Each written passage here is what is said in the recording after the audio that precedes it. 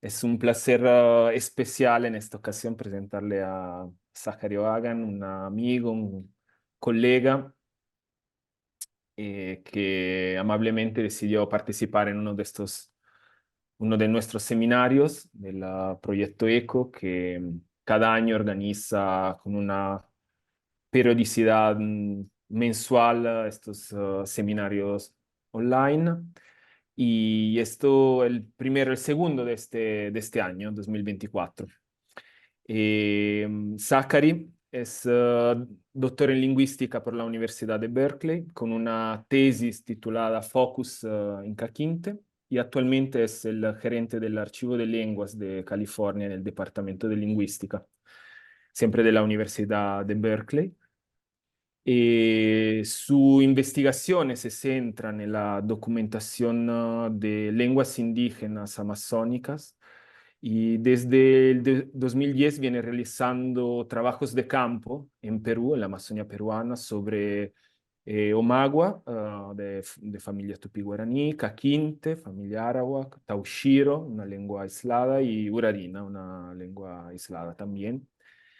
Y todos los materiales de este trabajo de investigación están archivados y depositados en el archivo de lenguas. Y los invito a explorar el archivo y a conocer también el trabajo que se está haciendo sobre lenguas amazónicas, o que, mejor dicho, SAC está impulsando en los últimos años con lenguas amazónicas en el archivo, rescatando en muchos casos material que de otra forma y con toda seguridad se hubieran ya perdido desde hace varios años. Además de su extenso trabajo de campo, y gracias a ello, ¿no? En los últimos años, Zachary ha abordado también temas teóricos, lingüísticos, centrados en morfosintaxis, semántica y lingüística histórica también. Como les decía, este trabajo, digamos, más teórico de lingüista duro y puro se suma a un trabajo en el archivo enfocado en la conservación a largo plazo de materiales lingüísticos y no solamente. Proceso que en los últimos años, como les decía, ha llevado a implementar de forma considerable el patrimonio, el acervo de este archivo. Y después seguramente Saka hablará, ¿no?, de cómo procede el trabajo y cómo se está desarrollando. Entre estos proyectos y entre los varios proyectos individuales y en colaboración que incluyen la documentación, descripción y análisis del Caquinte, una lengua que ha investigado durante muchos años y que ha representado uno de sus campos, digamos, principales, ¿no?, de trabajo. Ha trabajado también con la lengua magua, Taushiro, Murano y obviamente l'Urarina, con un enfoque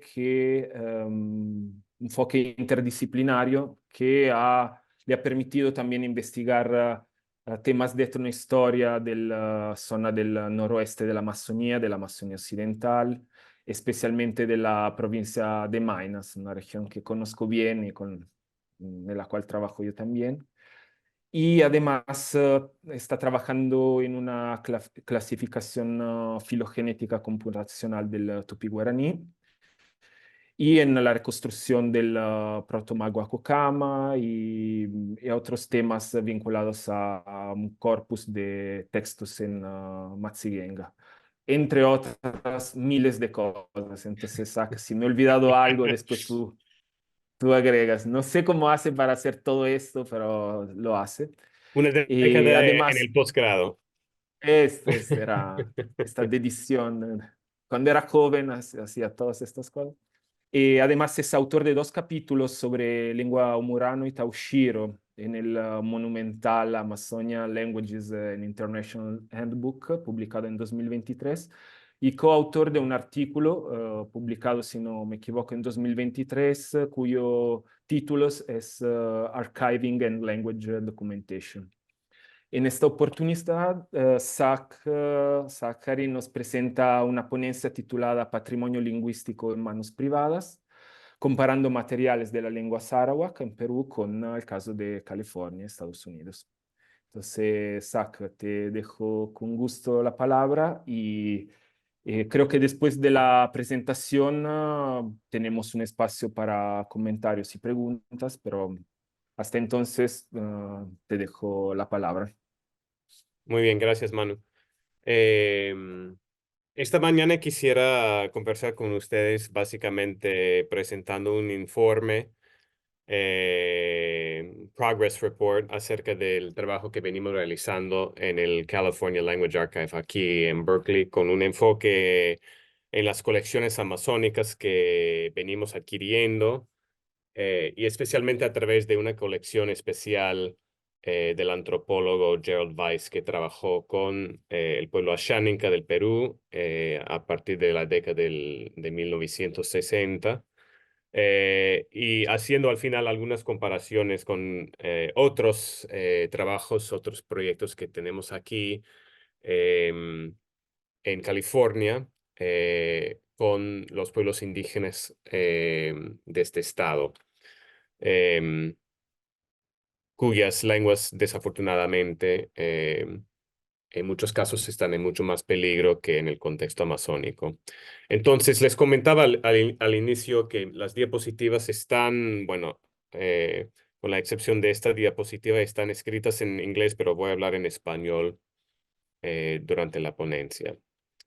Bueno, el problema, como lo veo, es que mucho del registro del patrimonio cultural indígena, tanto análogo como digital, está guardado por estudiosos, lingüistas, antropólogos y estudiosos de otros campos también. De cierta forma, mientras que este patrimonio intangible ha sido hecho tangible a través de escritura y grabaciones, todavía se mantiene en condiciones precarias. Em, Estas pueden ser condiciones medioambientales en los sótanos y en otros lugares de las casas de los mismos estudiosos.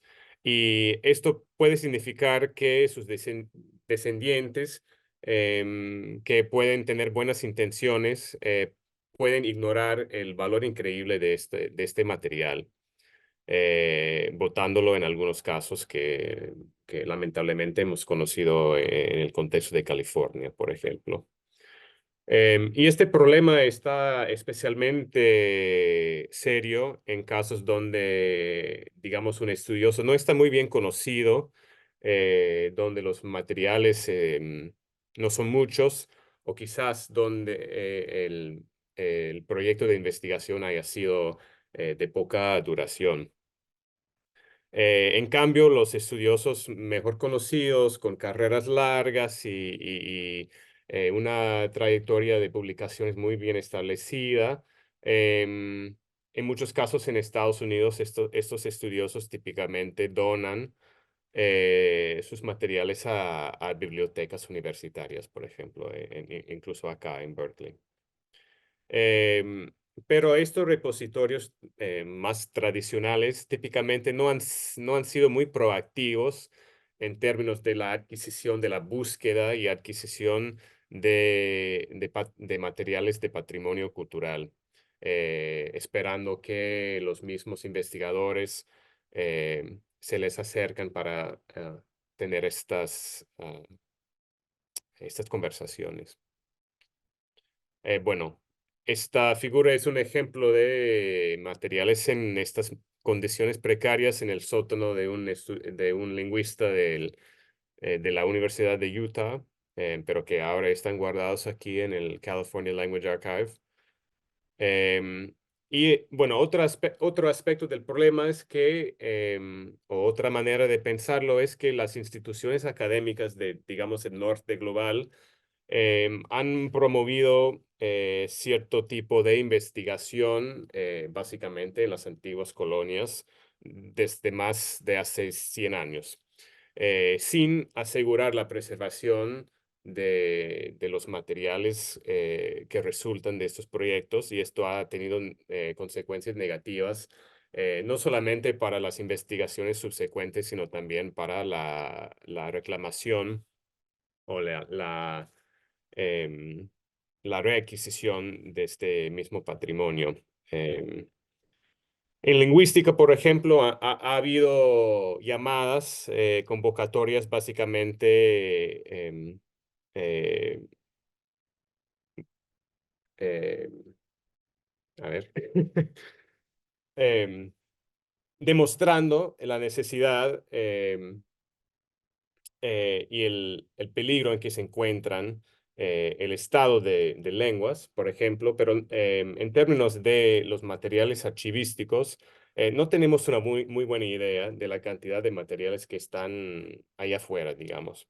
Em, en California, en cambio, en círculos indígenas en los últimos años, sí ha habido algunos esfuerzos al respecto para establecer y documentar la cantidad de material escrito, archivístico ahí, que está ahí en manos privadas, mayormente entre familias indígenas.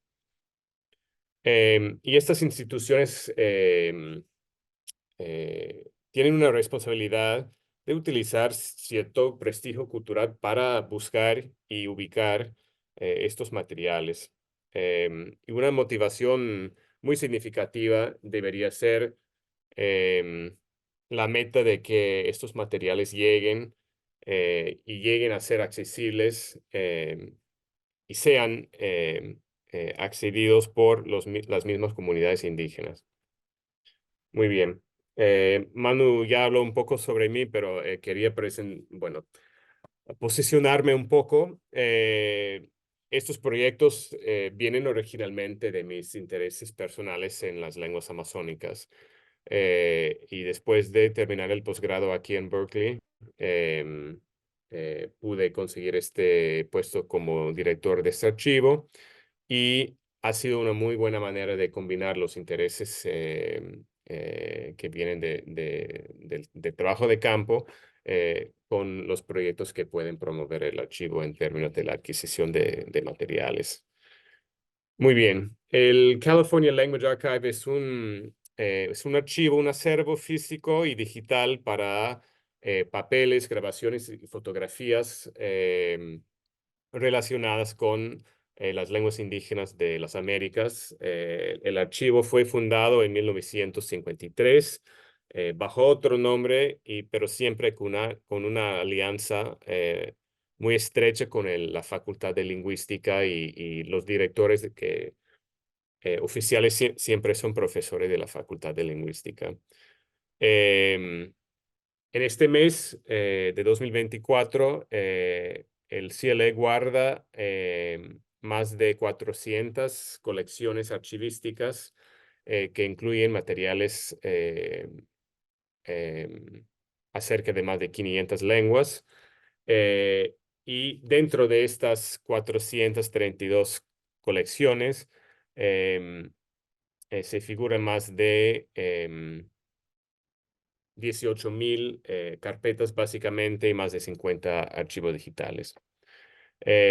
Trabajamos en la preservación de los mismos materiales. em, Interactuamos mucho con investigadores, estudiosos más tradicionales y también investigadores que vienen de las mismas comunidades indígenas, presencialmente y también virtualmente. Trabajamos con estudiantes aquí de la universidad y tenemos un largo proyecto de digitalización tanto de la colección de papeles como las grabaciones y fotografías. También somos uno de los anfitriones del Breath of Life Archival Institute, que tiene lugar cada 2 años aquí en Berkeley, y voy a hablar sobre eso un poco más adelante. Y finalmente, publicamos una serie de informes y una serie sobre el mantenimiento de lenguas que típicamente en que publican, por ejemplo, los estudiantes de posgrado aquí en Berkeley. Esto es una parte de nuestro espacio físico donde tenemos reuniones con visitantes. Y esto es una parte del almacén donde guardamos lo que ven aquí en la parte de enfrente son una parte de la colección de papeles y ahí en el fondo, al fondo es una parte de las cintas.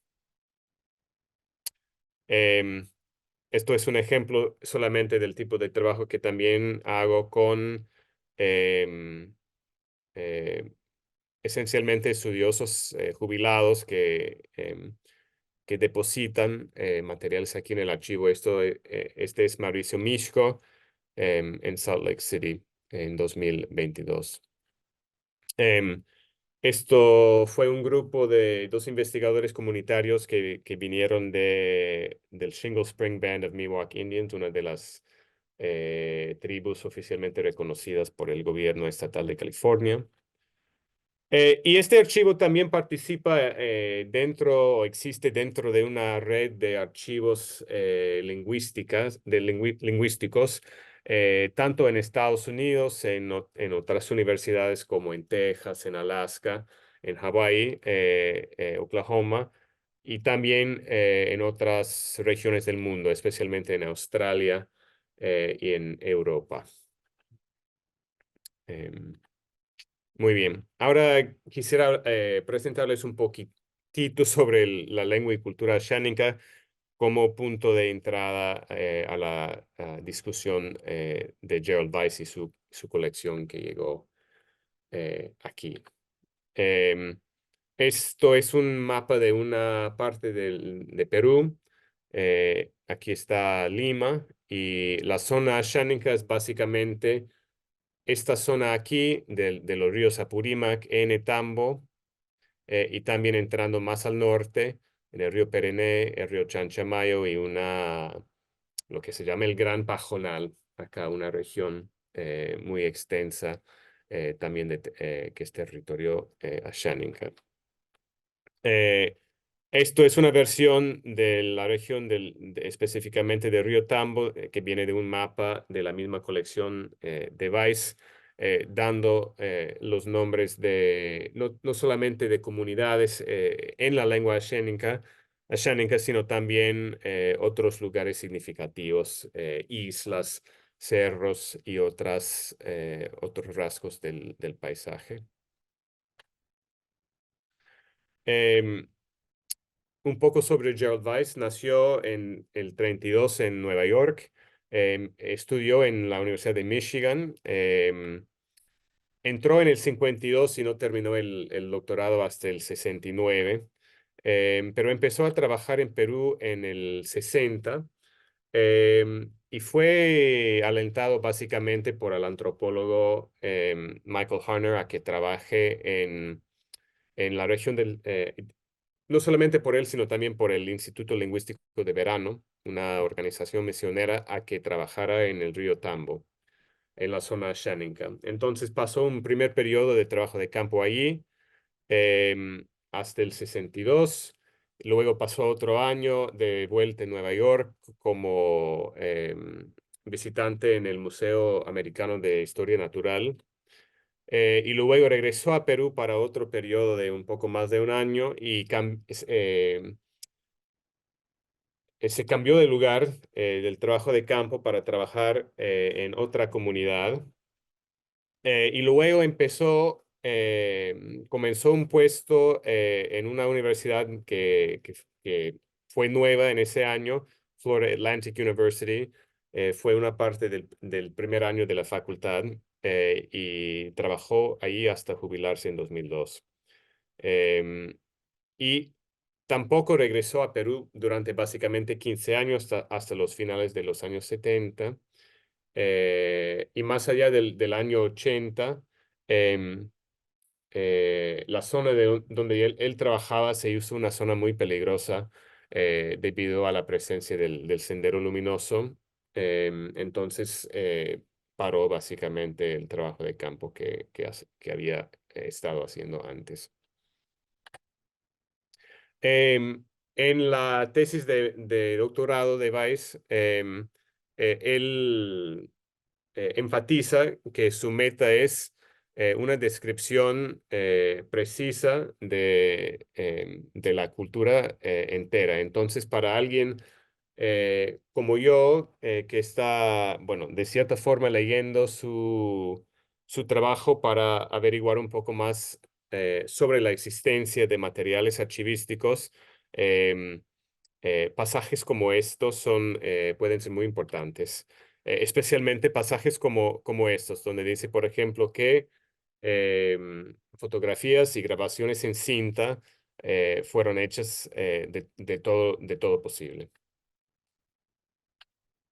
Pero en el caso de Weiss, el puesto que tenía como profesor en Florida se enfocaba más en enseñanza y menos en investigación. Entonces, básicamente publicó algunas versiones de su tesis y dos artículos muy breves sobre mitos y no publicó más.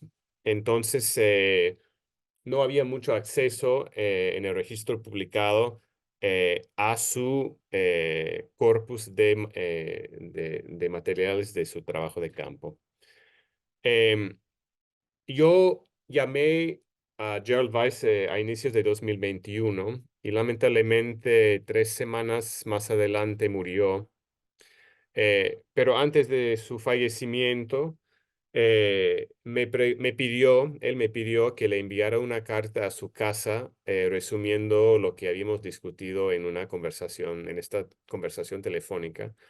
Y su hija, después de su fallecimiento, encontró esa carta y se puso en contacto conmigo para decir que básicamente eh, sé que el trabajo de mi padre era muy importante. Fui a Perú con él de niña, pero tengo que vender su casa dentro de 2 semanas. Entonces, si usted quiere el material, usted tiene que venir básicamente ahorita.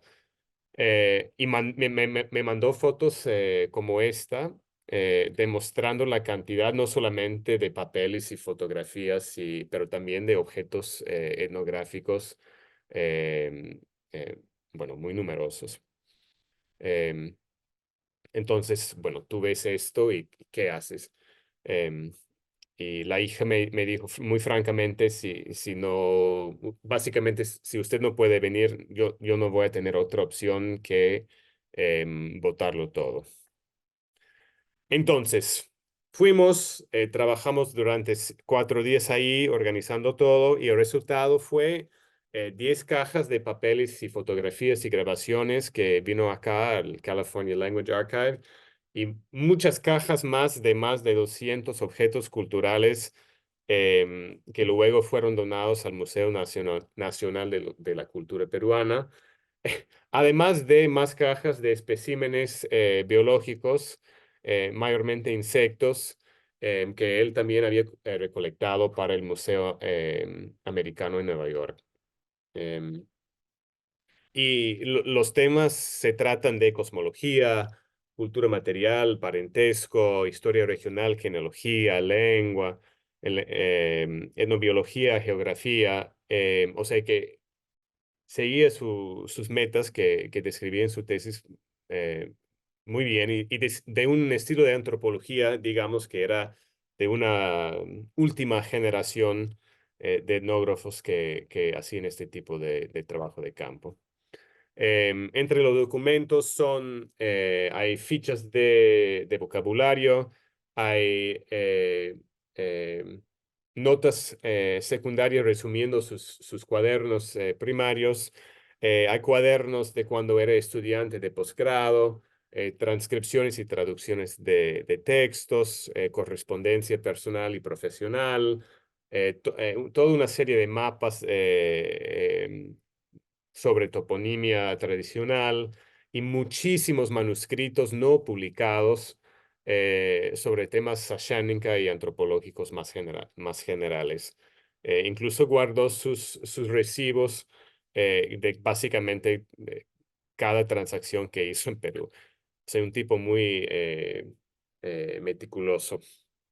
Entre las grabaciones son 40 cintas de diferentes tamaños más 42 casetes. Si son cuentos, son cantos, son eventos, fiestas y conversaciones. O sea que hay una muy buena representación de muchos tipos de géneros y de eventos.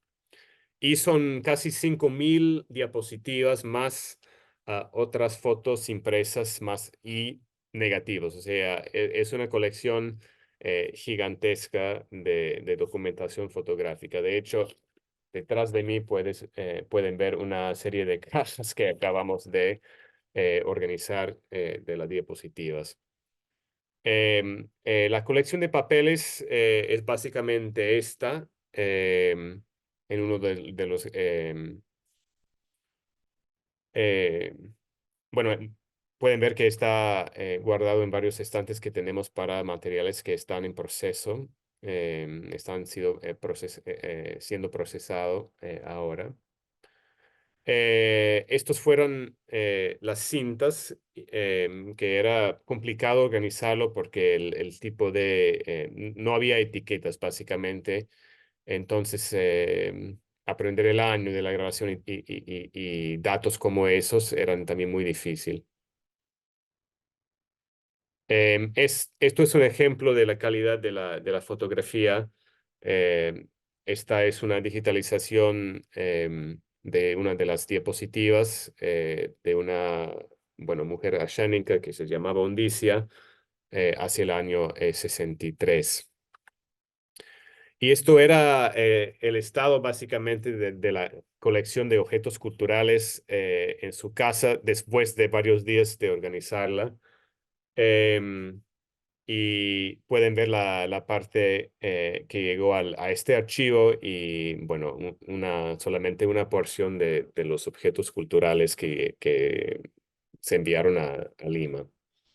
Em, y ven, bueno, joyería, instrumentos musicales, cestos, o sea, y bueno, textiles acá, y mucho más.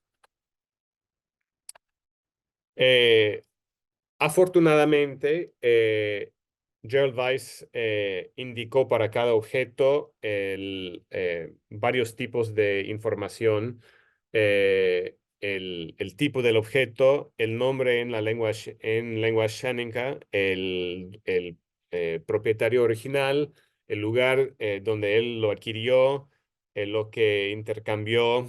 em, por el objeto y también datos sobre su uso y en la parte de atrás de la etiqueta más información en Ashaninka sobre el material físico que se utilizaba para su manufacturación. Em, y el resultado de esta parte es que yo tuve que hacer un inventario para el museo en Lima sobre cada objeto, pero por la existencia de todas esas etiquetas pude hacerlo básicamente directamente. Entonces, em, hay toda una oportunidad aquí para reconectar el material, por ejemplo, con los creadores originales del material. Entonces, la hija, por ejemplo, cuando hizo la donación al museo, pidió que gente del pueblo ashénica se involucrara en el proceso de catalogación del material. Y esta es una lista de los varios tipos de objetos que existen em, eh, en esa colección. Em, y además, porque Gerald Weiss fue visitante en el Museo Americano entre medio de sus dos periodos primarios de trabajo de campo, él también recolectaba muchísimos especímenes biológicos para el museo. Peces, aves, insectos, y esos especímenes existen todavía en el Museo Americano. Algunos otros fueron enviados al Field Museum en Chicago y el Systematic Entomology Laboratory en Washington. Muy bien. Ahora quería dar algunos ejemplos del tipo de valor que se puede encontrar dentro de los materiales de Weiss. Y estos fueron diapositivas que originalmente escribí para un público de lingüistas, entonces son ejemplos un poco más lingüísticos que de otros campos, por ejemplo, pero bueno, para empezar, em, sus fichas de vocabulario tienen mucha riqueza, por ejemplo, acerca del uso de plantas. Entonces, lo que ven aquí es una palabra kobiriki, que registró en junio de 61, y tiene un dibujo más, dice que tiene un sabor muy agudo, y también da una indicación de su uso para dolor de diente y también de estómago, e indica también que en otra región cercana, en Puerto Copa, del año siguiente, por ejemplo, en ese dialecto de Ashaninka, por ejemplo, em, se pierde la V entre vocales, por ejemplo. Entonces, esto ha sido una dificultad para lingüistas, por ejemplo, el estudio de las diferencias entre los dialectos de la lengua Ashaninka. Entonces, estos también son datos importantes de una época en que casi no había ningún trabajo lingüístico. Em, Ahora, este ejemplo, quiero que escuchemos una canción, un ejemplo de una canción de una mujer rosa. Entonces voy a poner un video y luego voy a regresar a esta pantalla para que puedan seguir la transcripción aquí donde dice cinta A. Y una parte interesante para un lingüista es la realización de la última vocal I de palabras que terminan con esta vocal que se realiza como por ejemplo, solamente en este estilo cantado. Entonces el video está, a ver,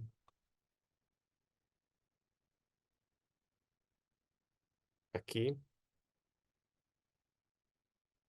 Y el sonido empieza un poco bajo y luego en medio la mujer empieza a cantar en voz mucho más fuerte.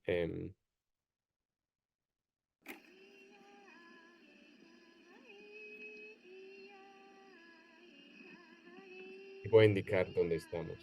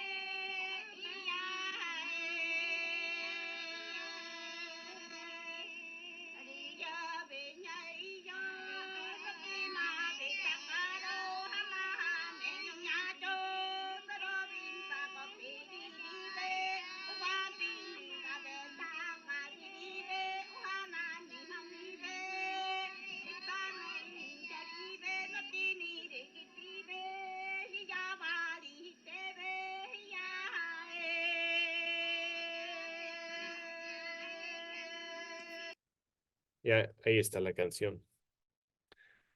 Em, Muy bien.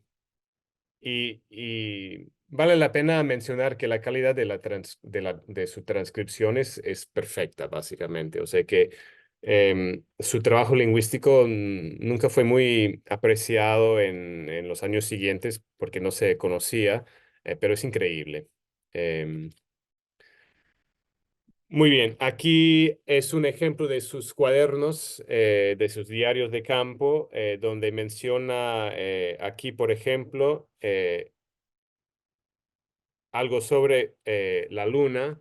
Dice que el círculo de nubes alrededor de la luna se conocía bajo el nombre de Igovite Kashiri, que significa la olla de la Luna. Entonces, sus notas están llenitas de datos etnográficos así, bueno, en cada página. Em, lo cual para un lingüista es algo que no encontramos tan a menudo en las notas de campo de los lingüistas.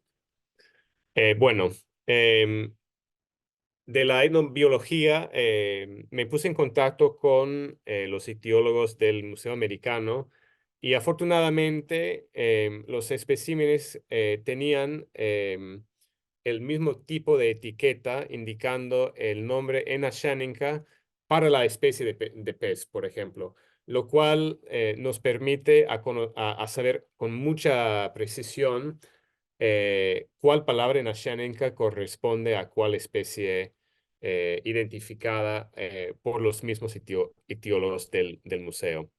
Eh, Incluso en su base de datos se indica que, por ejemplo, el trabajo fue Gerald Weiss que contribuyó el espécimen y en diciembre pude ir al mismo museo para extraer estas etiquetas. Era una experiencia un poco rara, pero pude extraer estas etiquetas de jarras de alcohol que conservaba los mismos peces hasta hoy en día. Eso fue la única manera de obtener la información lingüística porque en su base de datos digital es el único tipo de información que no fue extraído.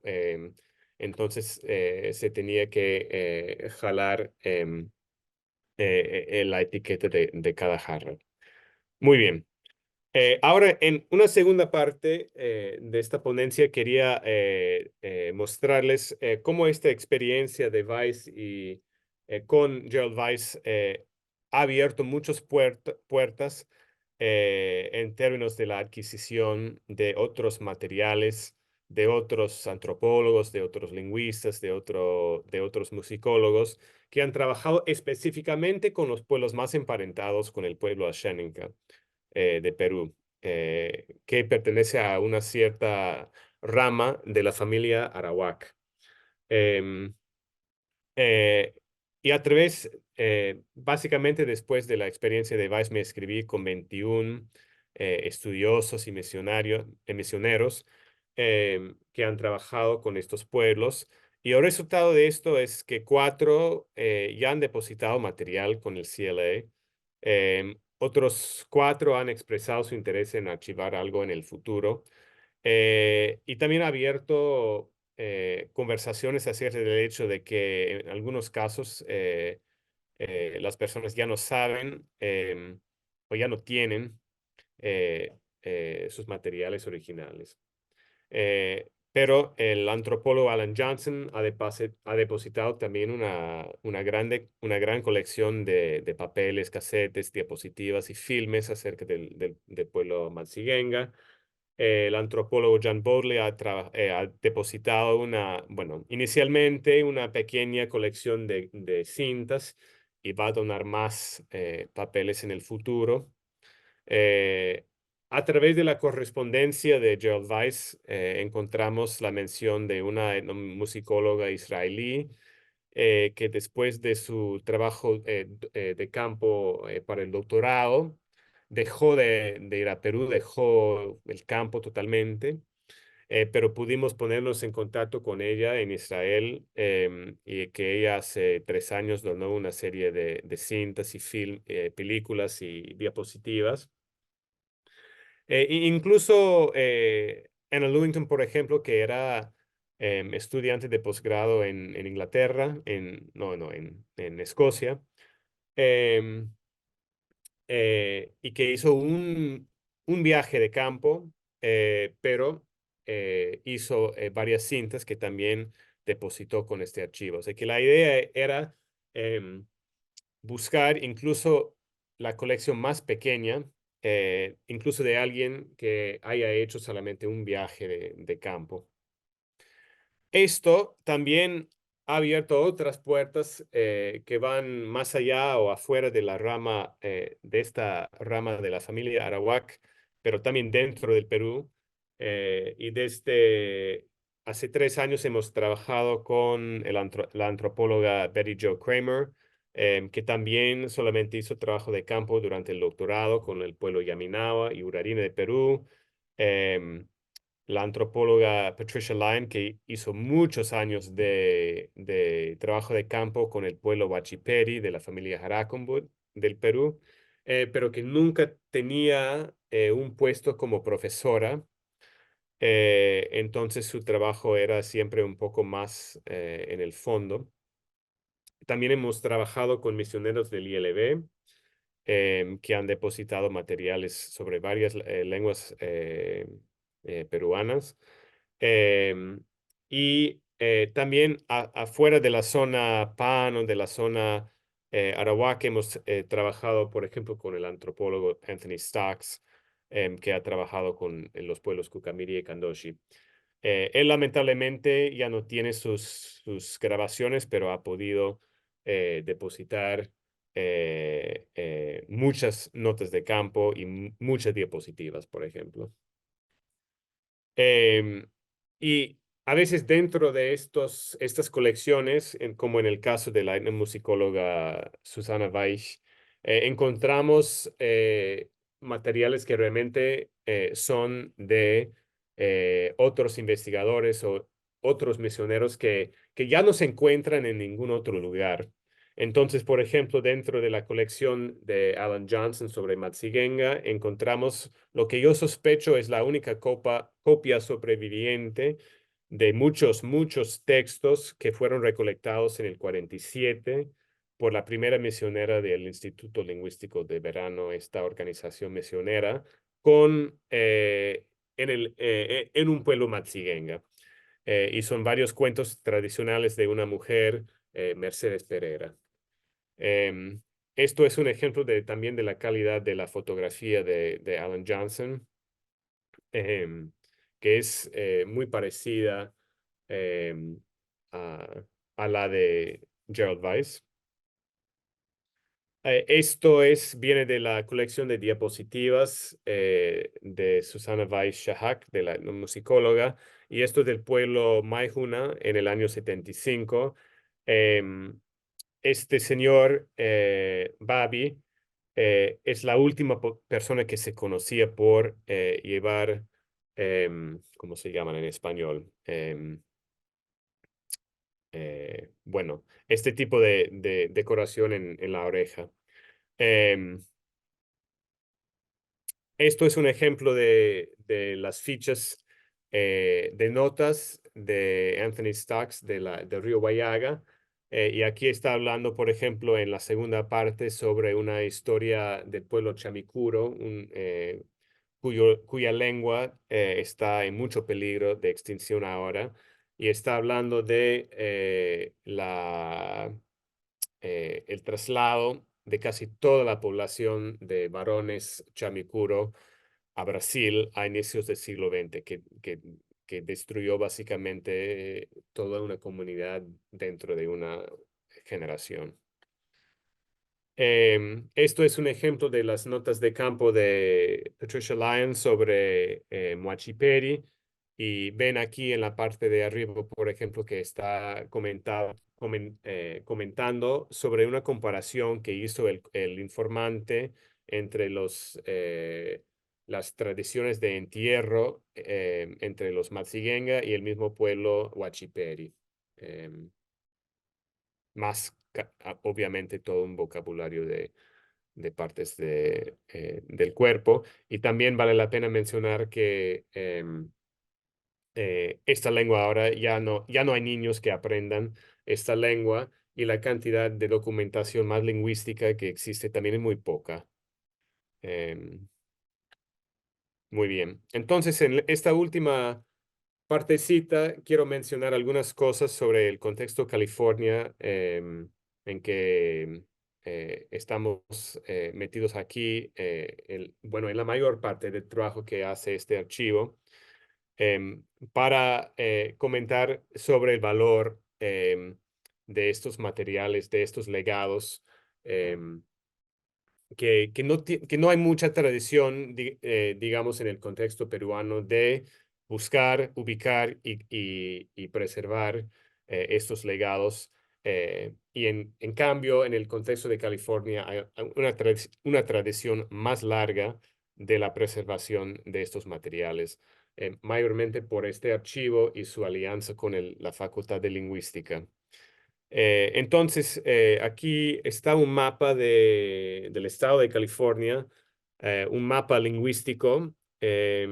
Tradicionalmente, California tenía alrededor de 90 lenguas indígenas. Es un territorio más pequeño que Perú, pero con más lenguas indígenas y de más familias lingüísticas distintas. Pero es un caso muy parecido.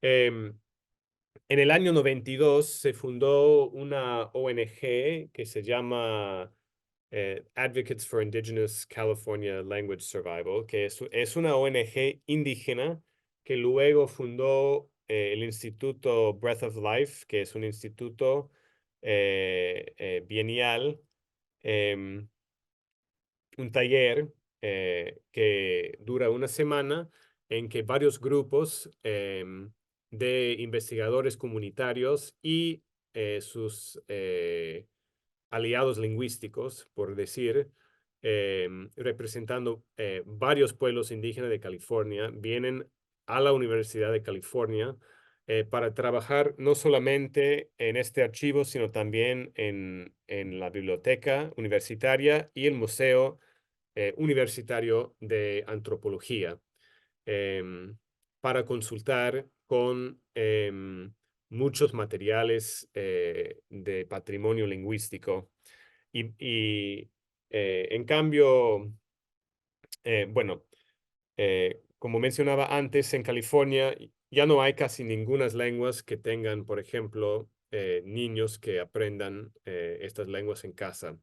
Entonces, la necesidad de consultar documentación histórica y los legados de investigadores, incluso a veces de investigadores indígenas de generaciones atrás, llega a ser importantísimo. Y esta ONG también apoya otros programas y otros eventos, por ejemplo, el Master Apprentice Program, que coordina pares de hablantes mayores con jóvenes que quieren aprender sus lenguas de patrimonio em, en una relación más institucionalizada en que el joven pueda aprender de la persona mayor. Y también dan becas, por ejemplo, para que ciertos grupos puedan venir a este archivo. Nosotros también damos una beca parecida. Entonces, también hay oportunidades a lo largo del año en que otros grupos pueden venir aquí a la universidad. Em, esta foto es del instituto de hace 2 años y aquí la presidenta, de hecho, de la ONG está revisando notas de los años 50 de una lengua que se llama, bueno, en inglés mono, aquí de California, con su madre y con su hermana. Y em, la mayor parte de la documentación de esta lengua fue hecha en los años 50 y después de mediados del siglo XX se hacía poca documentación de esta lengua. Entonces, cualquier dato que surja de estos recursos, bueno, son los únicos y por eso son importantísimos, imprescindibles realmente. Este evento también incluye este taller, el instituto incluye una visita al almacén gigantesco del Museo de Antropología, donde los mismos participantes también tienen la oportunidad de revisar la colección de cestos y canastas que son miles y miles de cestos que tiene el museo. Colecciones agrupadas por pueblo, entonces lo que ven aquí es la revisión de un estilo del pueblo Yokuts del Valle Central de California. Y esta parte del evento es la parte definitivamente más emocionante, bueno, emocionante y también em, conmovedora para los participantes, porque hay muchas tradiciones indígenas de California en donde los cestos son, por ejemplo, sagrados. Entonces, y por eso estas condiciones de mantenimiento de los cestos, bueno, es básicamente intolerable en estas tradiciones. Entonces hay todo ahora un proceso de repatriación de las colecciones de cestos sagrados del museo, pero entre tanto las cosas proceden así. Y una cosa que quiero enfatizar aquí al final es que las relaciones entre los lingüistas, que son los voluntarios para los grupos de personas indígenas que visitan este instituto Breath of Life, este taller, em, estas relaciones llegan a ser muy importantes en algunos casos en la producción de nuevos recursos lingüísticos para estos pueblos. Por ejemplo, en uno de los primeros años de Breath of Life,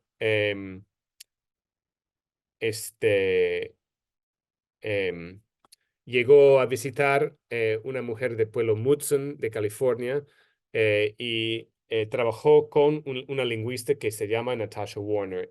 Y después de más de 20 años de colaboración entre ellas, publicaron un tomo de más de 7,000 páginas, que es un corpus lingüístico que resume o que incluye toda la documentación conocida de esta lengua desde el siglo XVIII hasta el siglo XX y lo analiza de manera lingüística, como ven aquí en este pasaje. O sea que la meta era crear un recurso comprensivo, universal para esta lengua, basado completamente en legados históricos, porque los últimos hablantes de esta lengua murieron en las primeras décadas del siglo XX. Muy bien. Entonces, para concluir, quiero mencionar que el plan para la colección Vice, por ejemplo, no es solamente catalogar el material, sino también digitalizarlo y consultar con el Central Oceánica de Río Tambo, em, bueno, sobre varios asuntos acerca del acceso y a la colección y su preservación. Y también viajar a las mismas comunidades que todavía existen, donde Weiss trabajó. Y también hay que coordinar con el Museo Nacional de Cultura Peruana sobre la exposición de estas colecciones. Y hay otros proyectos que son de mucho interés para mí personalmente, como especialista en estas lenguas. Por ejemplo, quisiera publicar un volumen de sus textos en Ashaninka con sus muchísimas anotaciones, por ejemplo, y otra colección de sus manuscritos no publicados, que son de muchos temas de interés etnográfico para el pueblo Ashaninka. Hay mucha urgencia en este tipo en estos esfuerzos de adquisición de materiales archivísticos, y mayormente porque no tenemos una manera de medir, por decir, la cantidad de materiales que existen en el mundo en manos privadas. Em, Se presume que cada lingüista, antropólogo, musicólogo que hacía campo, e incluso en campos aliados, bueno, creaban, creaban este tipo de material y en casi ningún campo ha habido una tradición de archivamiento y preservación de material. Y esto, incluso cuando la gente quiere hacer algo con su material, a veces piensan que no es suficiente en términos de cantidad o importancia, em, o a veces se ha perdido, como se ven en estas citas, que, por ejemplo, en el segundo caso, la casa del señor se había quemado y se le perdió todo. Em, pero incluso con colecciones muy pequeñas, em, cuando las lenguas están en peligro o ciertas tradiciones ya no se practican, em, incluso dos cintas pueden ser de muchísimo valor. Si son los únicos ejemplos, por ejemplo, de la voz de alguien o del conocimiento de algún tipo de canto, lo que sea. No tiene que ser una colección grande como en el caso de Vice para ser de importancia. Muy bien, entonces la colección de Vice representa es atípica, no es, típicamente no recibimos tantos materiales de alguien. Em, y también fue posible por una conexión un poco especial, que era que yo tenía un interés como investigador en esta región y sabía ponerme en contacto con él, básicamente. Em, ya dije eso. Y quiero destacar al final que, bueno, yo creo que los estudiosos, bueno, estamos muy bien posicionados para reconectar las comunidades indígenas con estos legados. Y yo creo que tenemos cierta obligación moral para hacer esto, dado los beneficios que nosotros hemos recibido. em, de la investigación total que nos antedata, por ejemplo, que nos precede. Em, y bueno, el proceso de archivamiento, incluso con acceso digital, por ejemplo, es solamente el inicio, el principio de las muchas posibilidades que tienen estos legados para Bueno, grupos indígenas. Muy bien, gracias. bueno.